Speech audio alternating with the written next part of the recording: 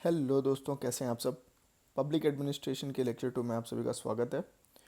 दोस्तों, जैसा कि मैंने प्रॉमिस किया था कि मैं कोशिश करूंगा कि मैं अगस्त में ये सब्जेक्ट कंप्लीट कर दूं, but I am not getting the kind of response I want. तो आप लोग मुझे बेटर रिस्पॉन्स दीजिए and I will give you the better lectures, as simple as that. आज का हमारा जो लेक्चर 2 है that is about public and private administration under liberalisation. जैसा कि आपको पता है कि I work through the syllabus, तो इसमें सिलेबस का ये जो पार्ट है that is my lecture 2, public administration and private administration under liberalisation. दोस्तों, इस टॉपिक में अगर हम आज का टॉपिक अच्छे से समझ गए तो आगे चल के जो पूरा का पूरा आपका यहाँ तक का है एक्चुअली ये पर्टिकुलर टॉपिक है दैट विल बी ओवर। आपको बस नाम पता होना चाहिए, कुछ बेसिक कॉन्सेप्ट पता होना चाहिए, other things are already covered. ठीक है, शुरू करें। तो देखो, इस लेक्चर को शुरू करने के पहले यार पहले कुछ टर्म्स समझते हैं, ठीक है। बिकॉज ये terms plus demand of the syllabus, एक बार अगर हम सिलेबस को समझने की कोशिश करें कि भाई सिलेबस में ये टॉपिक क्यों है, तो हमारे लिए काफ़ी आसान हो जाएगा। एंड देन इससे क्वेश्चंस भी जो बन रहे हैं वो आपकी अंडरस्टैंडिंग एंड सिलेबस के एक स्पेसिफिक रिक्वायरमेंट है उसके हिसाब से बन रहे हैं। तो देखो, इसके 3 कीवर्ड हैं, फिर से चले वापस। पहला बोला पब्लिक एडमिनिस्ट्रेशन, दूसरा बोला प्राइवेट एडमिनिस्ट्रेशन एंड तीसरा बोला अंडर लिबरलाइजेशन। ठीक है, तो इसका मतलब ये है, ये आज के कहीं ना कहीं प्रेजेंट सिनेरियो में पब्लिक प्राइवेट की रिस्पॉन्सिबिलिटी क्या है उस पर बात कर रहा है। ठीक है, तो अब पब्लिक एडमिनिस्ट्रेशन क्या होता है, तो देखो यार, एडमिनिस्ट्रेशन ऑफ पब्लिक। अब मैंने आपको पिछले लेक्चर में बताया था कि एडमिनिस्ट्रेशन मतलब 2 चीज़ें, एक मैनेज करना और दूसरा पॉलिसी वाला वर्क। अब ये किसके लिए होगा, that is for the public. अब पब्लिक को क्या देना है, we need to give their welfare, social being, economic development, अगर एज अ गवर्नमेंट देखें। और ये सारे के सारे एक साथ क्या देंगे, they will give a decent standard of living.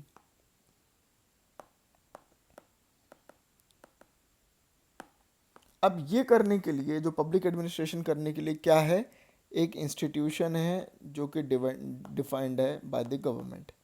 And अगर आपने थ्योरी ऑफ सोशल कॉन्ट्रैक्ट अच्छे से समझा होगा तो दोस्तों, लोग अपने राइट्स देते हैं ताकि गवर्नमेंट उनको एक अच्छा डिसेंट लाइफ दे और साथ ही साथ सिक्योरिटी दे। That's it, these two are the main goals. And ये दो के दोनों को देने के लिए जो भी चीज़ें लगती हैं that is given by public administration. ठीक है, प्राइवेट एडमिनिस्ट्रेशन क्या होता है, कोई भी एक कंपनी है, उस कंपनी को चलाने के लिए जो भी मैनेजेरियल पॉलिसी के वर्क करने होते हैं that is the private administration. दोनों का पर्पस सेम है बट एक्सटेंट दोनों का, सॉरी, मैथोडोलॉजी सेम है बट दोनों का पर्पस अलग है। इसका पर्पस क्या है, इस कंपनी का भला, और इसका पर्पस क्या है, लोगों का भला, वेलफेयर ऑफ द पीपल। अगर आप ये बेसिक फंडा समझ गए हैं दोस्तों, तो आप न्यू एडमिनिस्ट्रेशन, बाकी की जो चीज़ें जो मैं आपको आने वाले लेक्चर्स में बताऊंगा वो आपकी ऑलरेडी कंप्लीट हो जाएगी। ठीक है, आगे बढ़े। अब बात करता है अंडर लिबरलाइजेशन, थोड़ा इसको समझते हैं। तो देखो यार, भारत को जैसे 2 पार्ट्स में बांटा जा सकता है, प्री एलपीजी, पोस्ट एलपीजी। और ये जो एलपीजी है ये सिर्फ इंडिया का नहीं है, डेंग जाओपिंग लेके आए थे चाइना में 1970s में। एंड इस 1970s को क्या कहते हैं, हम लोग क्या पढ़ते हैं, ओपन डोर पॉलिसी, सेम चीज़ है।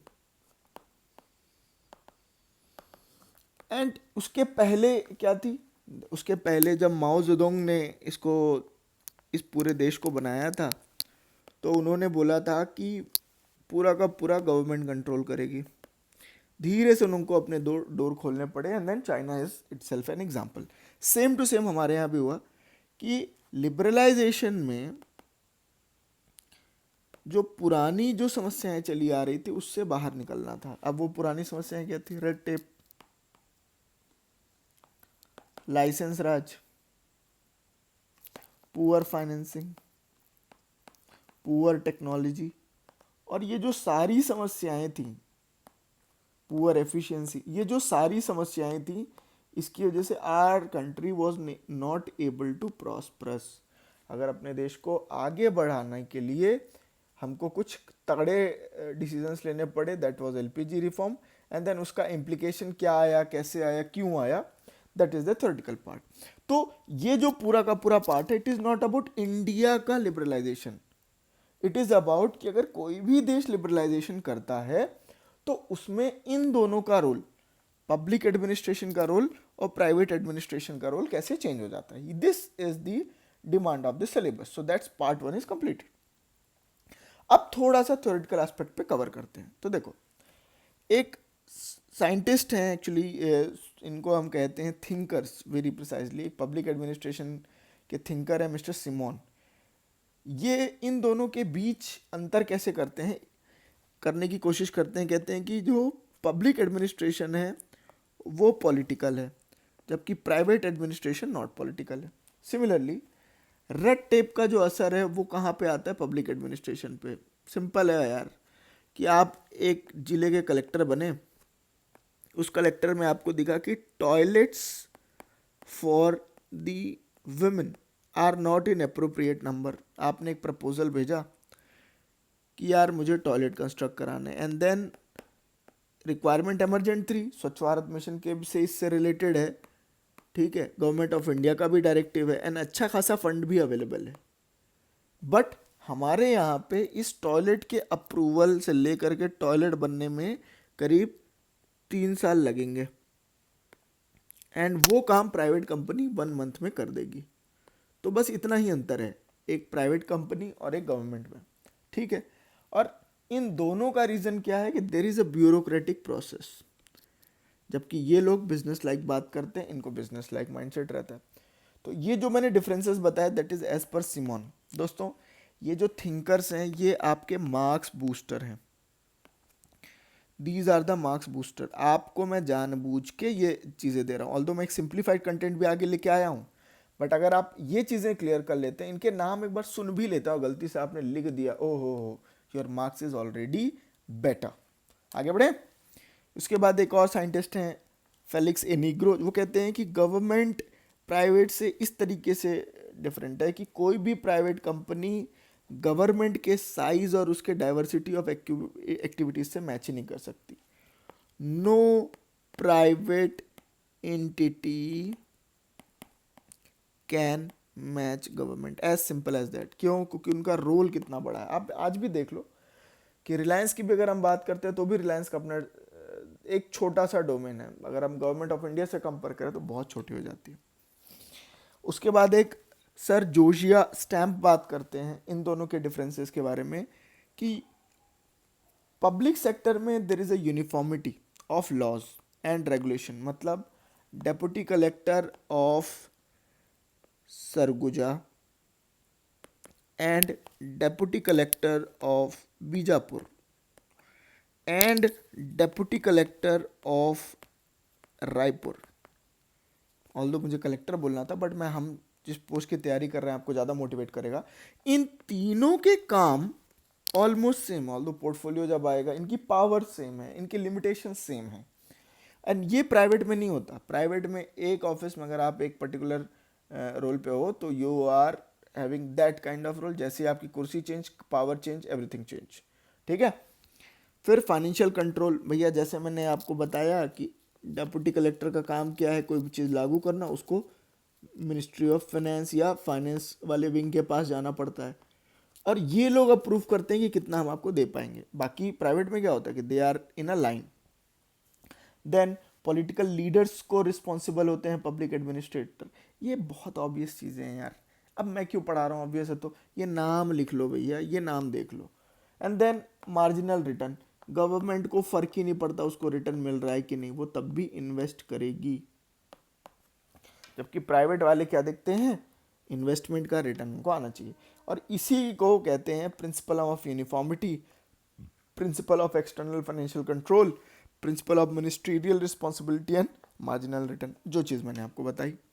तो ये एक इन अ नटशेल मैंने 3 थिंकर्स को कोट किया, एंड देन इन 3 थिंकर्स के काउंटर कोट भी आएंगे जो हम लोग आगे देखेंगे। बट अब अगर हम इस पूरे को सिंपल तरीके से समझाने की कोशिश करूं, एक और थिंकर है पॉल एच एप्पलबे, सॉरी यार मेरा प्रोनाउंसिएशन थोड़ा ख़राब है बट कोशिश करना समझने का। In the broad terms government function attitude have at least 3 complementary aspects that go to differentiate government from other institution. Basically सरकार के पास 3 ऐसी चीज़ें हैं जो उसको प्राइवेट से अलग करती हैं। पहला ब्रेथ ऑफ स्कोप और उसका impact and consideration, that's number 1। दूसरा है पब्लिक अकाउंटेबिलिटी एंड तीसरा है पॉलिटिकल कैरेक्टर। ये 3 ऐसे फीचर्स हैं जो किसी और प्राइवेट एंटिटी के पास नहीं होते। पहला क्या, ब्रेथ ऑफ स्कोप, दूसरा है पब्लिक अकाउंटेबिलिटी एंड तीसरा है पॉलिटिकल कैरेक्टर। ये किसका लाइन है, इन थिंकर का लाइन है। अब अगर हम इसको पूरे को समराइज करें तो बहुत सिंपल, पॉलिटिकल डायरेक्शन पब्लिक में होती है, प्राइवेट में नहीं होती। Absence of profit motive private में होता है, पब्लिक में उतना बड़ा इंपॉर्टेंट फैक्टर नहीं होता है। प्रेस्टीज पब्लिक की ज़्यादा होती है बिकॉज वो पीपल डीलिंग काम करते हैं, बाकी इसमें उतनी नहीं होती। पब्लिक गेज, यहाँ पे सीधे के सीधे पब्लिक उनके एक्शंस को बुरा या अच्छा बताती है। आजकल तो पब्लिक गेज भाई बहुत ज़्यादा बढ़ गया, आप तो देख ही रहे होंगे, न्यूज़ में आप पढ़ते होंगे, ठीक है। Then service and cost, generally ये डेफिसिट बजट, ऑल्दो हमारी गवर्नमेंट का रेवेन्यू सरप्लस बजट है बट बाकी सरकारों के पास वैसा लग्जरी नहीं है। एंड इनका जो है जनरली इनकम हमेशा प्रॉफिट मोटिव से रहेगा, तो यार इनकम ज़्यादा ही होगी, है ना। देन लीगल फ्रेमवर्क, इनका एक स्ट्रिक्ट लीगल फ्रेमवर्क होता है। एक भी ऊपर नीचे हुआ, सस्पेंशन, टर्मिनेशन, पनिशमेंट, ये बहुत जल्दी होता है। बट कि इधर फ्लेक्सिबिलिटी रहती है कि अगर आपका मोटिव इंस्टिंक्ट सही है तो you will have that thing. Then consistency of treatment, इनको इक्वालिटी एंड नॉन डिस्क्रिमिनेशन का एक थीम बना के चलना पड़ेगा। बट यहाँ पे क्या है कि अगर एक बंदा सही काम कर रहा है तो वो असिस्टेंट मैनेजर से जनरल मैनेजर तक 4 साल में पहुंच जाएगा। बट गवर्नमेंट में डेप्यूटी कलेक्टर से उसको कलेक्टर बनने में जितने साल लगने हैं मिनिमम उतने साल लगेंगे ही, ठीक है। फिर उसके बाद पब्लिक अकाउंटेबिलिटी हमने ऑलरेडी डिस्कस कर लिया। Large scale administration, larger in size होता है, कॉम्प्लेक्स होता है, पब्लिक डीलिंग का काम होता है, एंड सबकी अपने इंटरेस्ट है। सबको किसको लेके चलना है, पब्लिक को भाई, आपको, मेरे भावी public administrators, this is for you. तो आप बड़े ध्यान से सुनिए। इनका काम मोनोपोलिस्टिक होता है, जैसे national security, currency, law and order, इनको करते रहना पड़ता है because that is essential to run the world, to run the country, to run the district, ठीक है। देन उसके बाद ऑफिशियल्स कभी भी बाहर नहीं आते, जो सबसे अच्छे ऑफिसर होते हैं उनकी फ़ोटो आप कभी नहीं देखेंगे, ठीक है। बाकी उस पर मैं आगे कुछ नहीं बोलूँगा। एंड देन इसमें क्या होता है, एग्जीक्यूटिव जनरली पब्लिकली पता चल जाता है। देन फाइनेंशियल मेटिकुलसनेस, ये फाइनेंस को लेकर बहुत ज़्यादा इनको केयरफुल रहना पड़ता है। और ये क्यों है, क्योंकि ये पब्लिक का फंड यूज़ करते हैं। इसमें क्या है, कंपनी का फंड है, कंपनी अपने हिसाब से फ्लेक्सिबिलिटी रखती है। And then lower level of efficiency, यहाँ पे लोअर होती है बिकॉज रिस्पॉन्सिबिलिटीज़ बहुत ज़्यादा है, रिसोर्सेज लिमिटेड हैं, तो आपसे जो एक्सपेक्टेशन है उतनी ज़्यादा एफिशिएंट की नहीं रहती। भैया take your time but produce the right results, यहाँ पे एफिशिएंसी ज़्यादा होती है, एज सिंपल एज दैट। तो अब हमने मोटा मोटी इन दोनों के बीच डिफरेंस समझ लिया है, ठीक है। अब बात करते हैं सिमिलैरिटीज़ की। तो जैसे हमने उसमें 4 थिंकर के नाम पढ़े थे, यहाँ पे 3 बड़े थिंकर्स हैं, हेनरी फेयोल, मैरी पाकर फोलेट एंड देन लिंडल उइक। इन तीनों का भी एक अपना थॉट है। इनका कहना है कि यार पब्लिक और प्राइवेट ये तो बस रोल है, इसको चलाने वाला जो एडमिनिस्ट्रेशन का प्रिंसिपल है that is same. This is called principle of management, this applies equally, क्योंकि दोनों को मैनेज करना है। जैसे मैंने इसमें आपको याद होगा जब मैं ये एग्जांपल दे रहा था तो मैंने क्या किया, यहाँ से कंपनी से शुरू किया। काम दोनों का सेम है बट एक कंपनी के लिए कर रहा है एंड एक पब्लिक के लिए कर रहा है, लेकिन उनका मेथोडोलॉजी सेम है। Same thing is said by this Henry Fayol, right. तो एडमिनिस्ट्रेशन इज यूनिवर्सल प्रोसेस, बाकी जो प्रिंसिपल्स है वो सेम ही चलते हैं। ये कहते हैं law of the situation, Mary Parker Follett, she says कि managerial practice should be guided by nature of the task. मतलब कि एक सिंपल है कि एक जो पब्लिक एडमिनिस्ट्रेटर है आज आके बोले कि नहीं भाई मेरा तो रोल बहुत ज़्यादा है, ये है वो है।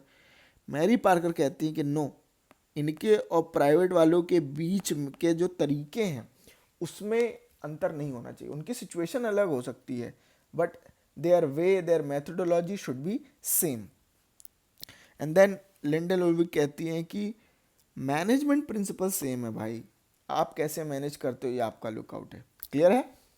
एंड देन इसी को मैंने बताया कि बेसिक फंक्शन इनका क्या है, दिस इज पॉस्टिकॉप। मुझे बताइएगा दोस्तों ये किसने प्रतिपादित किया था, ठीक है, कमेंट्स में। ऑर्गेनाइजेशनल स्ट्रक्चर भी यहाँ पे भी होती है, इनके पास भी हायरार्की होती है, इनकी भी हायरार्की होती है। तो हम क्या डिस्कस कर रहे हैं, सिमिलैरिटी। आगे चल के हम रोल की भी बात करेंगे, ठीक है। Then house resource management, then decision making process, इन सबको करना होता है, कोऑर्डिनेट भी इनको करना होता है भी। एक डिपार्टमेंट दूसरे डिपार्टमेंट से बात करेगा, 5 डिपार्टमेंट एक दूसरे को लेके चलेंगे। Then use of management principle, ठीक है, okay. Then need for leadership, दोनों में एक अच्छे लीडर की जरूरत होती है, कंट्रोल मैकेनिज्म होता है। And then adaptive to change, ये मोस्ट इंपॉर्टेंट है and this is the theme of today's class कि how they are adaptive to change, ठीक है। तो अब हम आ रहे हैं मुद्दे की बात पे। एलपीजी के पहले क्या चल रहा था, there was a regime of regulation. तो public administration and private administration दो के दोनों फंसे हुए थे इसमें, खूब सारा कंट्रोल था। तो कंट्रोल में किसका रोल ज़्यादा आएगा, पब्लिक एडमिनिस्ट्रेशन का। रिस्ट्रिक्शन बढ़ाने में किसका रोल आएगा, पब्लिक एडमिनिस्ट्रेशन का। लाइसेंसेस इशू कौन करेगा, पब्लिक एडमिनिस्ट्रेशन। सीक्रेसी और डिले कहाँ पे होगा बाय डिफॉल्ट, पब्लिक एडमिनिस्ट्रेशन में। फिर आता है administrative reform of 1991 called LPG reform. उसमें क्या है, आपको इन्वेस्टर फ्रेंडली करना है। अब इन्वेस्टर फ्रेंडली कैसे होगा, जो पब्लिक एडमिनिस्ट्रेशन पहले ये रेगुलेशन, कंट्रोल और रिस्ट्रिक्शन लगा रहा था, आज उसको इन तीनों को रिमूव करना पड़ेगा। अब यहाँ पे क्या हुआ, role of public administration has changed 180 degree. अब उनको अपना एटीट्यूड ये रखना है कि भैया मुझे अब कोई भी इस तरीके का रेगुलेशन, कंट्रोल या रिस्ट्रिक्शन पे ध्यान नहीं देना है जहाँ पे इन्वेस्टर्स को दिक्कत हो। और इन्वेस्टर्स कौन, not only India but abroad also, बाहर की फंडिंग लाने के लिए, ठीक है, क्लियर है। देन हमको रिस्पॉन्सिव भी होना है। तब देखो एकदम उल्टा, पहले जो सीक्रेसी का माहौल था, किसको मिलेगा किसको नहीं मिलेगा, वो रिस्पॉन्सिव हो गए।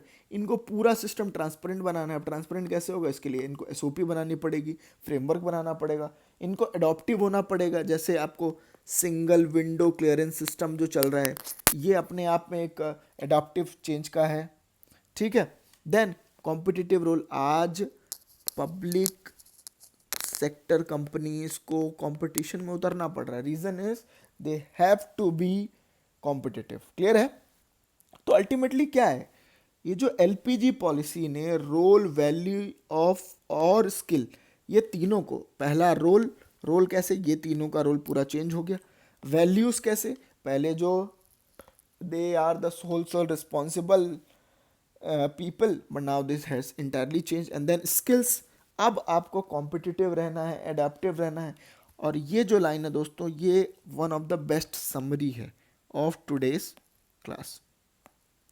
इससे अच्छी समरी आपको कहीं नहीं मिलेगी, ठीक है।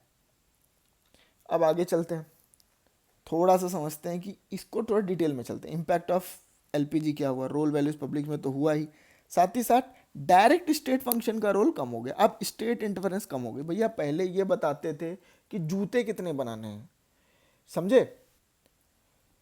अब सरकार ये तो नहीं बनाने बताते जाती ना लखानी को या इसको कि ये आपको कितने जूते बनाने हैं। नाउ सरकार का रोल अब एक रेगुलेटर की तरह हो गया है। It is just a regulator not the operator. Most important line, कितनी तगड़ी लाइन्स है। These can be your punch line, directly can be used in your answer. Then governance पे ज़्यादा फोकस है, डायरेक्ट एडमिनिस्ट्रेशन पे कम, जिसको आप देख ही सकते हैं ऑलरेडी, ठीक है। कुछ जगह पे अभी भी हमने रखा है जो कि स्ट्रेटेजिक सेक्टर हैं, जैसे कि सोवरेन फंक्शन है, डिफेंस, एटॉमिक एनर्जी, ये जो कंट्रोल्स हैं this is related with national security, इसीलिए ये अभी भी सरकार के पास है। Other sectors are opening up and they are opening up very fast, ठीक है। देन कंपटीशन भी हमको करना पड़ रहा है प्राइवेट सेक्टर के पास, जैसे airline, insurance, energy sector, telecommunication, आप देख ही रहे हैं अच्छे खासे हैं। और कहीं ना कहीं लेवल प्लेइंग फील्ड अब क्रिएट किया जा रहा है कि भैया private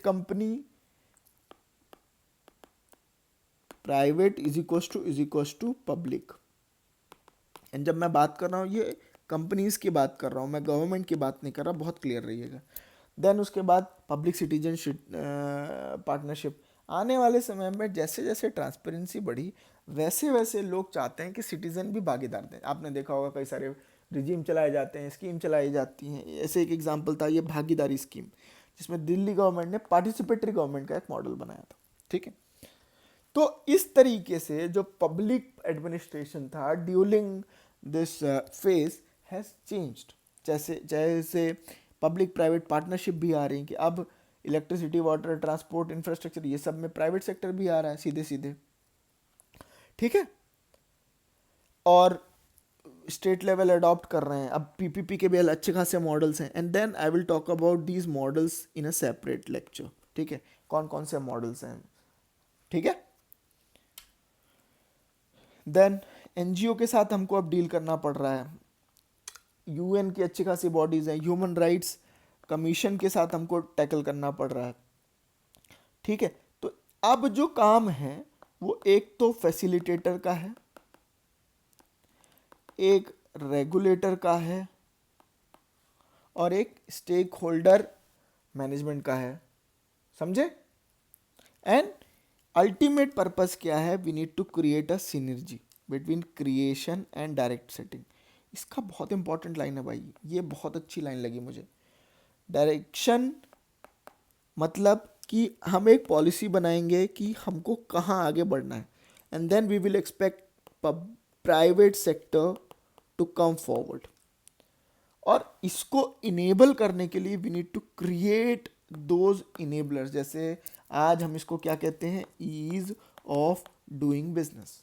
so this is the change, massive change. And ultimately role भी चेंज हुआ है, अकाउंटेबिलिटी भी बढ़ी है, पब्लिक पार्टिसिपेशन, इंक्लूसिविटी भी बढ़ी है। अगर हम इसका सीधा सीधा इम्प्लीकेशन देखें, and then this you will not get anywhere, कि पब्लिक सेक्टर का जो शेयर था पहले कैपिटल स्टॉक में यानी खर्चे में, वो 41% से 53% तक हो गया था। देन 30% पे आ गया। मतलब अब private sector is taking slowly the responsibility. Then corporate sector composition में क्या था कि जो जीवीए था प्राइवेट सेक्टर का वो 33 से 37 हुआ, that is with in 10 years only. और पब्लिक सेक्टर का 8.1 हो गया, और कम, ठीक है। देन इन्वेस्टमेंट में क्या था कि पहले पब्लिक मात्र 8 से 10% था, प्राइवेट अब 10 to 14% है। तो इट इज इंक्रीजिंग। एम्प्लॉयमेंट करीब 1.9 करोड़ था प्राइवेट सेक्टर का, पब्लिक सेक्टर का, वो कम होकर के 1.7 करोड़ हो गया। एंड ये 80 करीब 80 लाख से बढ़ करके 1.12 करोड़ हो गया। सो अल्टीमेटली धीरे धीरे public sector is becoming a regulator, a facilitator, and a watchdog to keep the economy running. As simple as that. Clear है, ठीक है, आगे बढ़े। तो कंक्लूड करते हैं आज के टाइम पे क्या जरूरत है। देखो भाई, आपको पीपीपी प्रमोट ही करना है, आपको गुड गवर्नेंस लेके ही आना है, आपको मॉडर्न पब्लिक सर्विसेज डेवलप ही करना है, आपको स्पेशलाइज स्किल्स भी डेवलप करनी पड़ेंगी within the public sector, चाहे वो कॉन्ट्रैक्ट मैनेजमेंट हो, चाहे कुछ भी हो। Then these are the skills आपको डेवलप करनी पड़ेगी। देन ग्लोबलाइजेशन को लेकर के आपको अडॉप्ट करना है, आप not only in private sector but public sector as well. और इसके लिए आपको जो इनएफिशिएंट ब्यूरोक्रेसी है उसको रिमूव करना पड़ेगा। अल्टीमेटली आपको नई जो फिलॉसफीज़ है, न्यू पब्लिक मैनेजमेंट की जो फिलॉसफीज़ हैं उसको एम्ब्रेस करना पड़ेगा। सो आई होप विद दिस हमने बात किया पब्लिक एडमिनिस्ट्रेशन क्या है, क्यों है, कैसे है, प्राइवेट एडमिनिस्ट्रेशन, एंड इन दोनों के बीच का इंटर रिलेशनशिप ड्यूरिंग एलपीजी। दोस्तों आई होप आपको ये लेक्चर पसंद आया होगा, आप लोग ऐसे ही हमको प्यार देते रहें, एंड मिलते हैं अगले लेक्चर में। Thank you, bye bye.